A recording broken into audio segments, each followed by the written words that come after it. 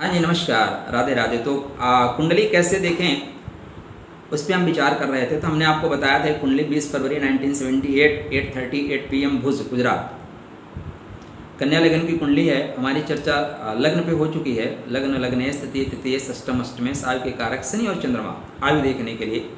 अब हम देखते हैं इस कुंडली में एजुकेशन, कुंडली कैसे देखें। पहले जातक का हेल्थ जब बड़ा होगा, उसके बाद उसकी एजुकेशन, जो मूलभूत चीज़ें हैं। एक चीज़ और मैं आपको बताना चाहूँगा, अपना एक्सपीरियंस। ज़्यादातर लोग हमारे बीच से कुंडली उठाते ही बताना शुरू कर देते हैं, आपको 4 भाई होने चाहिए, 3 बहन होने चाहिए, ठीक, आपको इतने बच्चे होंगे। प्लीज़ बंद करिए, समय के साथ चलना सीखिए। ये मैथमेटिक्स तब काम करती थी जब हम ये माना जाता था कि दूध और पूत से मन नहीं भरता है, या उनके यहाँ आज भी मैथमेटिक्स काम करती है, जो कहते हैं संतान ऊपर वाले की देन है। उनके यहाँ काम करेगी, आपके यहाँ काम नहीं करेगी, क्योंकि आजकल हर आदमी 1 मैक्सिमम 2 पे सिमट गया है। तो भाई बहन की संख्या 5 है, लेकिन क्या करोगे, जमीन फोड़ के थोड़ी ना पैदा होंगे। अब पंचम भाव में संतान बाहुल्य योग बना हुआ है, लेकिन जातक पैदा ही नहीं करेगा, नसबंदी करा देगा, क्या करोगे आप। तो ये वाला जो सिस्टम है ना, लोगों को प्रभावित करना, कुंडली में बहुत सी ऐसी चीज़ें होती हैं, आप बता दो लोग प्रभावित हो जाएंगे। तो चमत्कार की आशा मत करिए, चमत्कार मत करिए। तो कुंडली में अब सेकंड देखते हैं 5th हाउस, लग्न, लग्न के बाद पंचम, विद्या, एजुकेशन। हर आदमी का एक क्वेश्चन होता है एजुकेशन। और दूसरा, आप जातक को स्वतः प्रश्न पूछने दीजिए। ज्योतिष में एक परेशानी है कि लोग कुंडली दे के पंडित जी बोलते हैं, महाराज ये कुंडली हो गई और आप बताओ। आप क्या बताओ महाराज, no question no answer, more question more answer. Professional बनिए। डॉक्टर के पास जाके आप बोलते हो क्या, लो चेक कर लो, डॉक्टर इतनी लंबी चेकिंग कर देगा ना, पैकेट आपका ख़त्म हो जाएगा।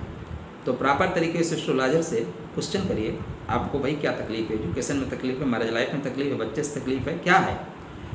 एस्ट्रोलॉजर उसी पे कंसंट्रेट होगा, वही चीज़ बता देगा। कहीं हो सकता है कि एस्ट्रोलॉजर आने वाले 2 साल में जो अभी आपको दिखाई नहीं दे रही, उस पर कंसंट्रेट हो जाए। वर्तमान की आपकी समस्या को छोड़ के जो 2 साल बाद घटित होने वाली है, उस पर वो कंसंट्रेट हो जाए। तो इसलिए प्लीज़ प्रॉपर तरीके से क्वेश्चन करिए, प्रॉपर तरीके से आंसर लीजिए। तो फर्स्ट क्वेश्चन ज़्यादातर हेल्थ का, बच्चों का। सेकंड क्वेश्चन एजुकेशन का। एजुकेशन 5th हाउस, पंचम भाव का स्वामी। एजुकेशन को भी 3 पार्ट में आप डिवाइड करिए।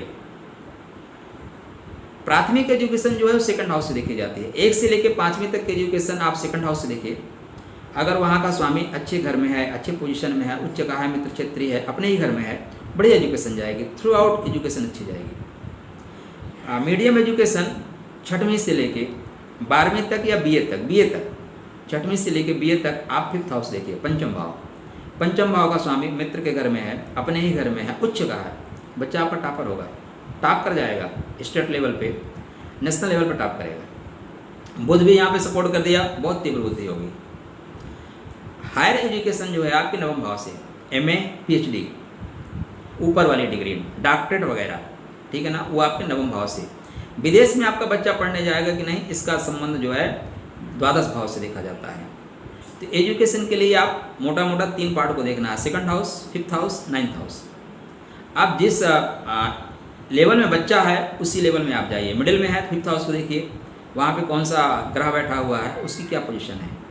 शनि राहु यहाँ पे स्लो करते हैं, बुध बहुत फास्ट करता है, थ्रू आउट फास्ट करेगा। बुध पंचम में बैठा है, एक्स्ट्रा टैलेंटेड। शुक्र बैठा है, टैलेंटेड रहेगा, बट उसका झुकाव जो है फिल्मी दुनिया की तरफ होगा, ठीक है ना। कम उम्र में विपरीत लिंगी पर झुकाव हो जाएगा। तो गुरु बुध यहाँ पे बहुत अच्छी एजुकेशन देते हैं, शुक्र भी अच्छी एजुकेशन देता है, लेकिन झुकाव अलग कर देता है। राहु बीच में एक बार एजुकेशन ब्रेक कराता है। राहु बहुत तीव्र मस्तिष्क देता है, लेकिन कंसंट्रेशन नहीं देता, एकाग्रता नहीं देता। तो अगर राहु की स्थिति है तो आप बोलिए कि बच्चा कंसंट्रेट कम है। अब यहाँ का स्वामी 6, 8, 12 में बैठ गया, या निम्न का हो गया, या पाप प्रभाव में आ गया, तो बच्चा पढ़ना तो चाहेगा, लेकिन वो क्या, उसको कंसंट्रेशन नहीं रहेगा, एकाग्रता नहीं रहेगी, याद नहीं होता। पढ़ेगा तो बहुत, लेकिन याद ही नहीं होता। तो ऐसे में उसके पंचमेश को बल दीजिए। सदैव याद रखिएगा, लग्न, पंचम, नवम, इनको आप सदैव बल दे सकते हैं विदाउट हेजिटेशन, कोई दिक्कत नहीं होगी। तो यहाँ पे आप पंचमेश को बल दीजिए। जो ग्रह पंचम भाव पे नकारात्मक दृष्टि दे रहे हैं, नकारात्मक प्रभाव डाल रहे हैं, उनकी रश्मियों को तिरोहित करिए। उनके जो रेज हैं उसको डिस्कनेक्ट करिए, उनसे संबंधित दान कराइए, उनका पूजा पाठ कराइए। तो इससे क्या होगा कि आपके जो पंचम भाव पे बाधा आ रही है, आपके बच्चे की एजुकेशन थ्रू आउट अच्छी जाएगी। अब इसके बाद क्या देखते हैं, तो पहले तो इसके बाद देखते थे मैरिज लाइफ, इसके बाद डायरेक्ट हम सप्तम भाव पे पहले आ जाते थे। लेकिन आजकल हम सप्तम भाव पे नहीं आते, आजकल हम दसम भाव पे जाते हैं। पहले नौकरी, उसके बाद घर गृहस्थी। तो इस कुंडली में जैसे हम देख रहे हैं कि पंचम भाव का स्वामी व्यय भाव में चला गया है, माने एजुकेशन व्यात्मक होगी। मतलब क्या हुआ, आप खुद ये कुंडली बना लीजिएगा और बना के देखिए मेरे साथ। अच्छा, एक और चीज़ बता रहा हूँ, कुछ लोग जो है ना मैं देखा हमारे YouTube पे बहुत से ऐसे लोग हैं जो चार्ट बना के बताते हैं, मैं उसमें विश्वास नहीं करता। प्रिय दर्शकों, स्वागत है आपका मेरे चैनल पे। कोई दर्शक वर्शक नहीं महाराज जी, हम सब बस एक ही पद के पथिक हैं। ना तो आप दर्शक हैं, ना मैं वक्ता हूँ। बस मैं आप लोगों को कुछ अपनी चीज़ें बता रहा हूँ, आप हमें बता रहे हैं, इतना ही है। तो मुझे नहीं लगता कि आपको काशी कबूतर बताना पड़ेगा, मैं आपके लिए एक पीछे बोर्ड बनाऊँ, बोर्ड पे बताऊँ। आप छात्र नहीं हैं, ठीक है ना। मुझे लगता है आप जो हमारे साथ काम करने वाले हैं सब सुधी विद्वान लोग हैं, तो चार्ट की आपको आवश्यकता नहीं। मैंने date of birth, time, place बताया है, आप खुद कुंडली बना के चेक करिए। पंचमेश 12th हाउस में है, तो यहाँ पे क्या होता है, कंसंट्रेशन का भाव होता है। जहाँ तक अपनी एजुकेशन का प्रचार प्रसार ज़्यादा करता है, मैंने पढ़ता कम पढ़ाता ज़्यादा है, ठीक।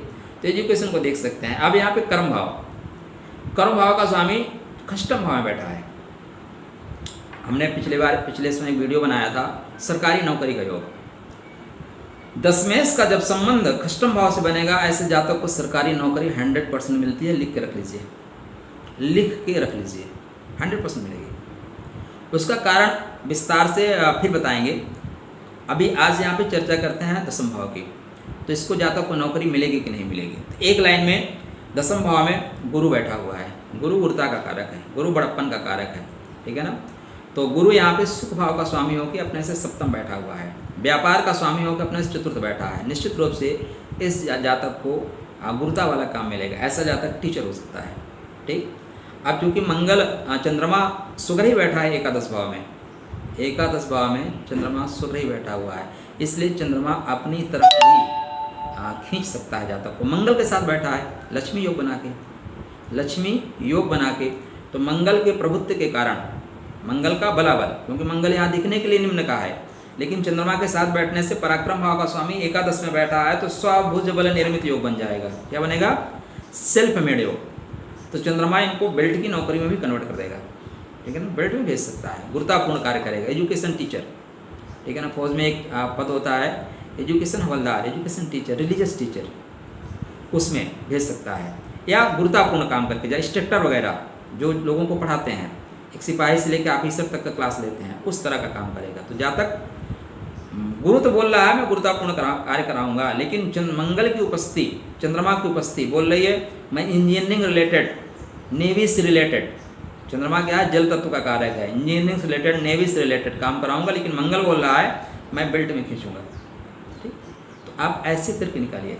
नौकरी का जो घर है दसम भाव है, लेकिन नौकरी आप सरकारी करेंगे कि नहीं करेंगे, एक्चुअली इस पर एक स्वतंत्र वीडियो बनाऊंगा, लेकिन आज छोटी सी बात बता रहा हूँ आपको। दसम भाव का स्वामी अगर शुभ जगह पे है तो आप नौकरी करेंगे, लेकिन आप सरकारी नौकरी करेंगे कि प्राइवेट। दसम के साथ साथ एकादश को देखिए, आय का स्रोत। अगर आपका आय का स्रोत लगातार बन रहा है तो इसका मतलब सरकारी जॉब आप करेंगे। आय के स्रोत में उतार चढ़ाव है तब आप प्राइवेट जॉब करेंगे। गवर्नमेंट जॉब में क्या है, अगर आपको 50,000 मिलना है तो 50,000 मिलना है, उससे 1 रुपये कम नहीं होगा। चाहे कोरोना काल हो 50,000 मिलेगा। प्राइवेट में क्या है, आप 4 लाख पा रहे हो, कोरोना चलने लगा 50% कर देगा, हो सकता है 2 महीने बाद बोले आउट कर देगा। तो लाभेश को देखना बहुत जरूरी है नौकरी में। अब यहाँ पे दसम भाव का स्वामी अपने से नवम अष्टम भाव में मित्र ग्रह बुध की राशि कुंभ में और भाग्य भाव के स्वामी शुक्र के साथ बैठा हुआ है। इसलिए इस जातक को संघर्ष के बाद सफलता अवश्य मिलेगी, भाग्य भी साथ देगा संघर्ष के पश्चात, ठीक। तो ये नौकरी हो गई। अब क्या एक क्वेश्चन बचता है, विवाह कब, कैसे, कहाँ, किस तरह का होगा। तो सप्तम भाव का स्वामी, आप स्वतः अपने इस कुंडली में देखिएगा लैपटॉप ओपन करके, सप्तम भाव का स्वामी अपने से चतुर्थ बैठा है, अपने से चतुर्थ, सप्तमे से अपने से चतुर्थ माने सुख में होगा। क्या होगा? सुख में होगा। सुख भाव पे उसकी सप्तम दृष्टि है, माने सुख सुविधा संपन्नता विवाह के पश्चात आएगी। किंतु यहाँ पे केतु है। केतु क्या है? अतृप्त को बताता है, माने सप्तमे से तृप्ति नहीं होगी। जो तृप्ति जीवन साथी से मिलनी चाहिए वो तृप्ति जीवन साथी से नहीं मिलती, अतः जातक उस तृप्ति को कहीं और ढूंढने लगता है। ये संकेतिक है, बकाया आप व्याख्या कर लीजिएगा। फिर इसके बाद क्वेश्चन आएगा संतान। संतान भाव का स्वामी व्यय भाव में बैठा हुआ है।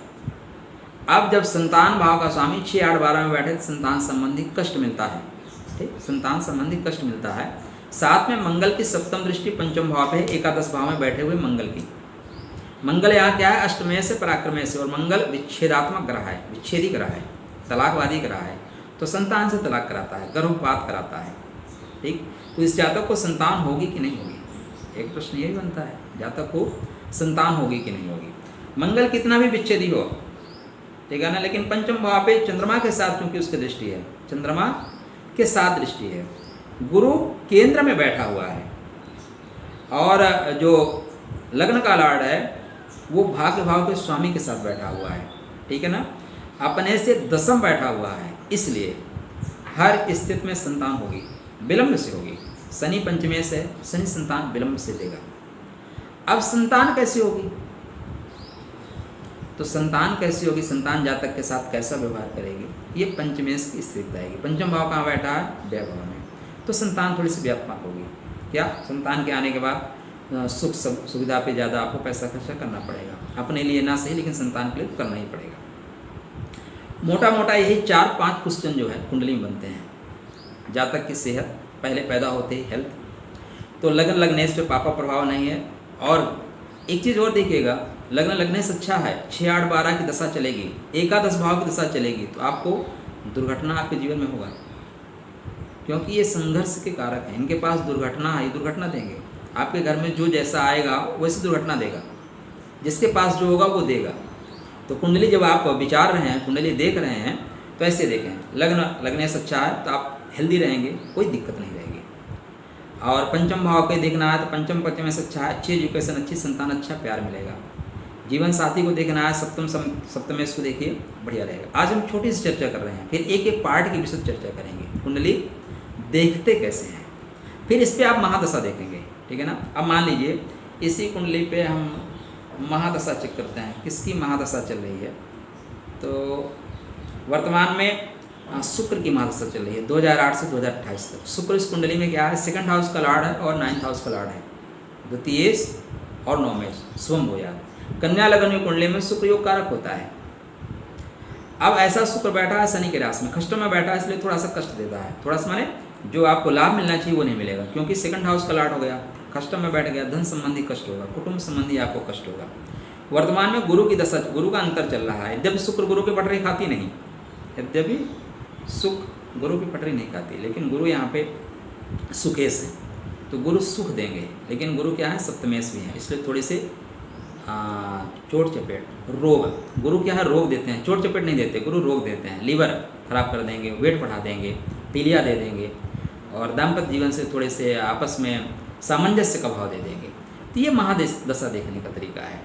तो आशा नहीं, पूर्ण विश्वास है कि आप हमारे साथ जन कल्याण के लिए ज्योतिष सीखेंगे, ज्योतिष सिखाएंगे। अब अगली चर्चा फिर किसी बिंदु पे करते हैं, तब तक आपके लिए राधे राधे, नमस्कार।